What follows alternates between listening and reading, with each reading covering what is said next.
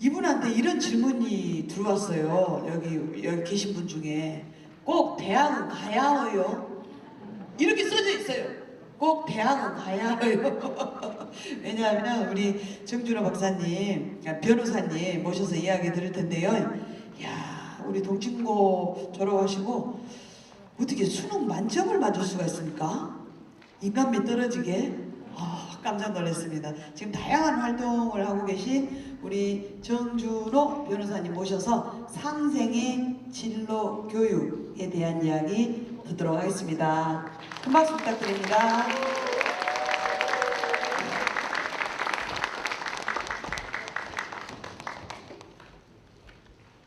안녕하세요. 정준호입니다. 우리 아까 사회자분님이 연극계의 전지현? 그렇게 전라도의 전지현? 예, 그러셨는데 저는 이름은 정준호. 예. 오늘 상생의 진로교육이라고 이제 제가 제목은 달았는데 앞에서 중요한 얘기는 다 나왔어요. 우리 표창원 대표님께서 행복이라는 키워드로 여러 가지 설명을 해주셨잖아요. 여기에 계신 분들이 지금 초등학생, 중학생, 고등학생, 그리고 이제 학부모님들도 계시고 굉장히 다양한 연령대가 있어요. 진로, 길을 찾는 건데 고민을 하시고 선택을 하셔야 되는 분야예요. 그래서 그 진로 선택을 하시고 직업을 결정을 하시고 또 진로를 변경하셔야 되는 그런 고민이 있을 때 어떤 기준을 가지고 선택을 하면 조금 더 시행착오를 줄이고 도움이 될 수 있을까라고 하는 이 포인트로 제가 한번 몇 가지 말씀을 한번 드려볼게요. 예, 제 소개를 간단히 하면요. 오늘 나오신 세 분의 강사분들이 한 가지 공통점이 있어요. 대학교 전공하고 다른 진로로 택해서 직업을 선택하신 분들이에요. 아까 브로콜리 너마저 윤덕원 우리 가수님도 언론학과 전공을 했다가 지금 가수 생활하고 계시죠. 그 다음에 아까 표창원 대표님도 원래는 경찰 생활을 하시다가 또 교수 생활을 하시다가 지금 다른 진로를 또 가고 계세요. 저는 법대를 나왔어요. 그리고 변호사를 하고 있어요. 그럼 전공하고 똑같은 길을 지금 가고 있는 거죠. 근데 제가 대학교를 갈 때 잘 모르시지만 삼수를 했어요. 그 전에 선생님이 되고 싶어가지고 이제 서울대학교 국어교육과를 1년 정도 다니다가 다시 전공을 바꿔가지고 여기까지 온 케이스예요. 연수원을 나와서 그다음에 뭐 이렇게 법무관 생활도 하고 변호사 생활도 하고 서울에서도 좀 큰 사건도 많이 맡았고 시민단체 생활도 이렇게 좀 하고 있는데요. 제 소개는 간단히 이렇게 좀 드리기로 하고 그다음에 지금 유튜브에 보면 저기 보이시죠? 정준호 그리고 영어로 TV. 안녕하세요. 아까 말씀드린 영화배우 정준호 말고 제 얼굴하고 있는 그 채널을 찾으셔가지고 좋아요, 구독, 알림 설정 부탁드리겠습니다. 다음으로 넘어갈게요. 저는 이름은 정준호. 자, 진로. 여기 계신 부모님들 이럴 거예요. 우리 아이 그리고 여기 계신 학생들이 나중에 가서 내 직업 어떤 직업을 가지는 게 좋을까. 사실 진로 고민에 있어서 굉장히 많은 부분을 차지하고 있는 게 이 직업 선택이에요. 직업이요 여러 가지가 있어요. 수만 가지가 있습니다. 말 그대로 연령대가 있어요. 우리 보면은 통계청에서 무슨 숫자도 따지지만은 분류하는 작업을 주로 하는 게 통계청이에요. 그래서 직업을 분류를 해보니까 261번째 영역이 법률 전문가인데 거기에서 첫 번째 판사, 검사, 변호사, 법무사, 행정관, 변리사 그리고 기타 법률 전문가 이런 식으로 직업을 다양하게 나눠놓고 있어요. 어떠한 분야 안에서도 세부 영역으로서 직업들이 또 나눠져 있어요. 그래서 한번 내가 진짜 어떤 직업을 내가 가져야 될지 모르겠다. 세상에 얼마나 많은 직업이 있을까라고 했을 때 통계청 홈페이지 가셔가지고 이 표준 직업 분류 한번 살펴보시면 직업이 이렇게나 많구나.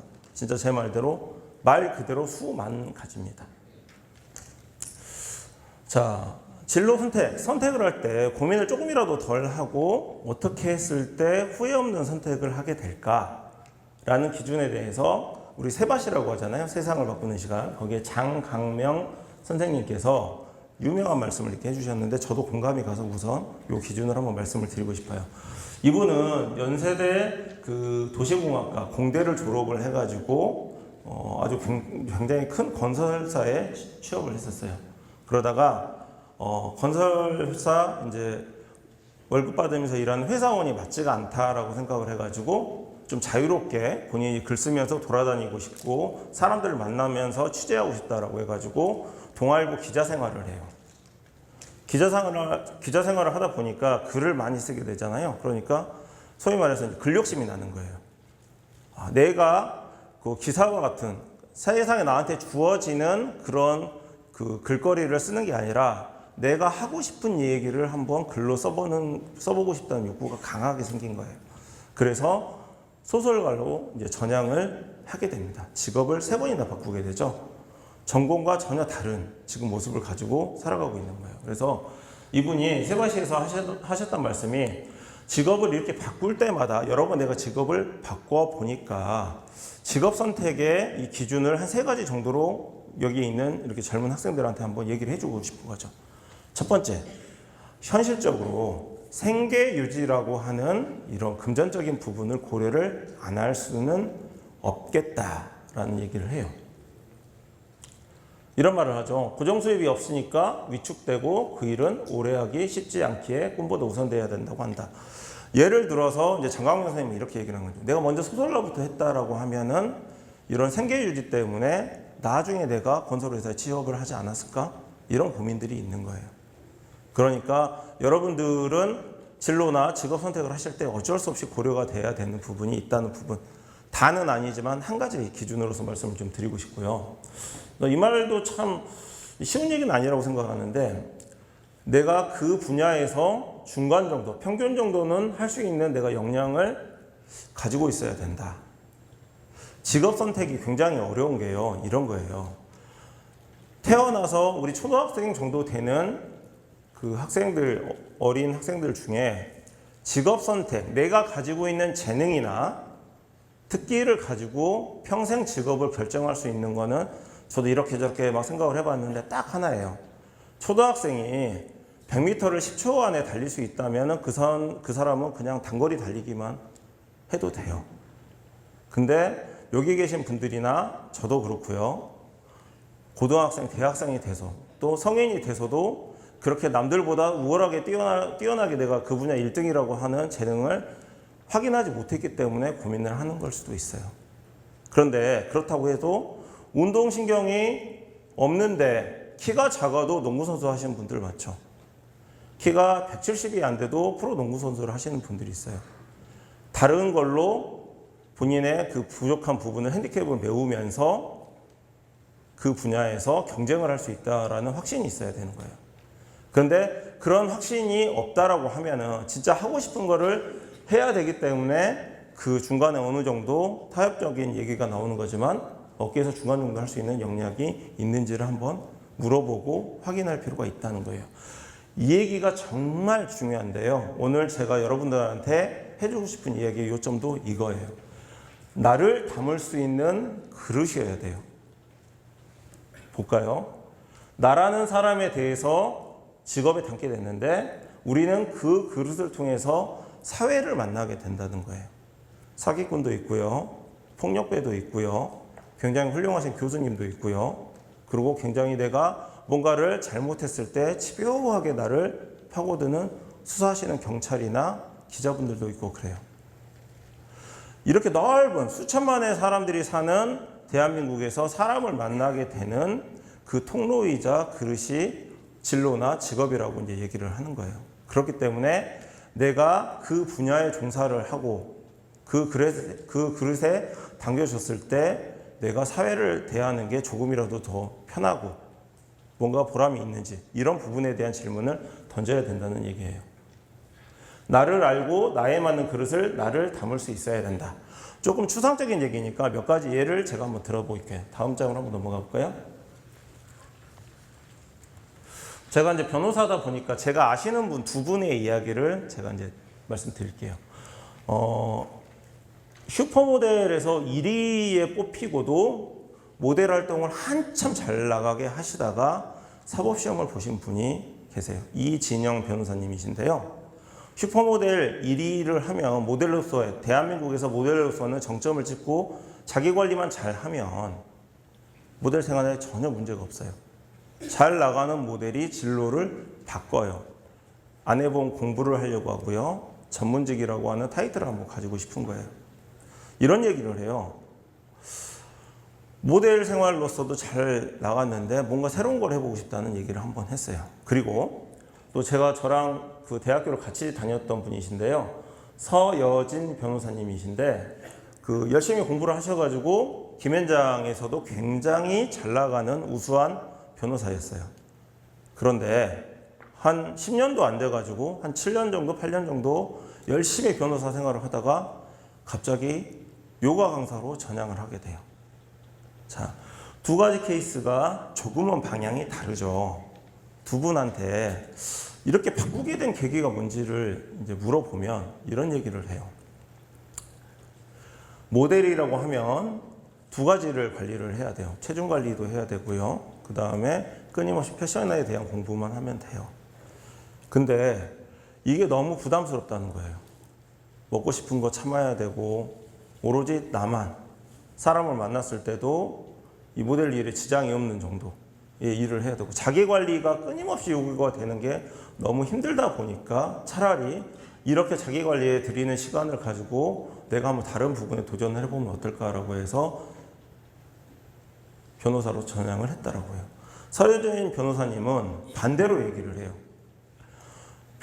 김현장 변호사들이 보통 그 새벽 3시 뭐 이렇게까지 일을 하다가 녹초가 돼서 집에 들어와가지고 이제 잠들고 아침에 또 일어나자마자 부랴부랴 나가게 되고 굉장히 돈을 많이 버는데 이게 자기 일이 아니라 남의 일을 도와주는 직업이잖아요.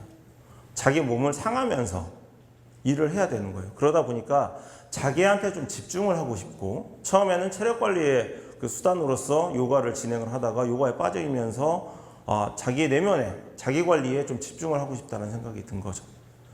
한쪽은 너무 자기 관리에만 집중을 하다 보니까 남의 일을 좀 도와주면서 하고 싶어가지고 다른 직업을 이제 택하게 된 경우고 한쪽은 남의 일만 열심히 도와주면서 많은 수입을 올렸지만은 나를 좀 찾고 싶어가지고 요가 강사로 전향을 하게 된 이런 케이스예요. 제가 오늘 드리고 싶은 말씀은 답이 안 정해져 있고요. 여기 계신 분들이 100m 달리기를 10초 안에 달릴 수 있지 않는 이상 여러분들의 진로는 언제든지 바뀔 수 있고 선택을 한 다음에도 또 고민이 될 거예요. 끝나지 않은 자기와의 질문과 답변이라는 게 진로를 고민을 하게 되고 모색하게 되는 그 과정인 거예요. 저희가 대학교 다닐 때 유명했던 이제 그 노래 그룹이 돌아가신 우리 신해철 제가 좋아했던 그 넥스트 그룹이었어요. 그 노래 중에 이게 있어요. 네가 진짜로 원하는 게 뭐야라는 뭐 노래가 있는데 노래가 이래요. 네가 진짜로 원하는 게 뭐야? 그러면서 그 다음 딱 얘기가 그 나이를 처먹도록 그걸 하나 몰라 막 그래요. 근데 진로 교육이라는 거요.